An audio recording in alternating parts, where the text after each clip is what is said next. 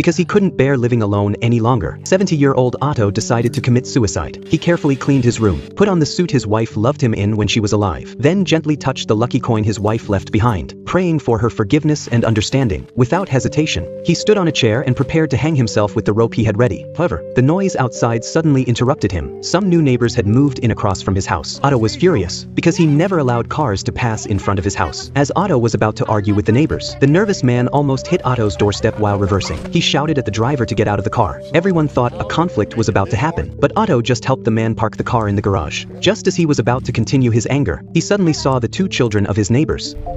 Hello. What's your name? Otto. Otto? Otto. O-T-T-O.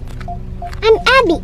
O-T-T-O. The girl's smile healed his anger. After a brief scolding of the man, Otto returned to his home. The unexpected interruption didn't stop Otto's plan to commit suicide. He sat on the sofa, looking at the books his wife left behind. After thinking for a long time, he tried to commit suicide again, but he realized his pessimistic mood would affect the two children, so he temporarily abandoned his plan. The next day, Otto went to the train station where he worked. He decided to jump onto the tracks and end his life, but just as he was waiting for the train, a stranger fainted in the middle of the tracks. Otto immediately jumped onto the tracks to save the man. After doing that, Otto didn't leave. He stayed on the tracks, but as the train approached, he felt fear. Quietly, he left the station. Afterward, he bought a bouquet of flowers and went to his wife's tombstone. He shared his despair and confusion with her. After a heartfelt confession, Otto returned home. He cleaned the house thoroughly and prepared to continue with his suicide plan. However, a sudden knock on the door interrupted him. It was his neighbors bringing him delicious food. They wanted to thank him for helping the day before. Then Mary made a request. She wanted to borrow Otto's tools to get rid of the neighbors quickly. Otto reluctantly lent them the tools. Once he went back inside, he first enjoyed the food the neighbors brought him. Then he prepared to hang himself for the third time. However, just as Otto was about to suffocate, the rope suddenly broke. Otto felt utterly hopeless.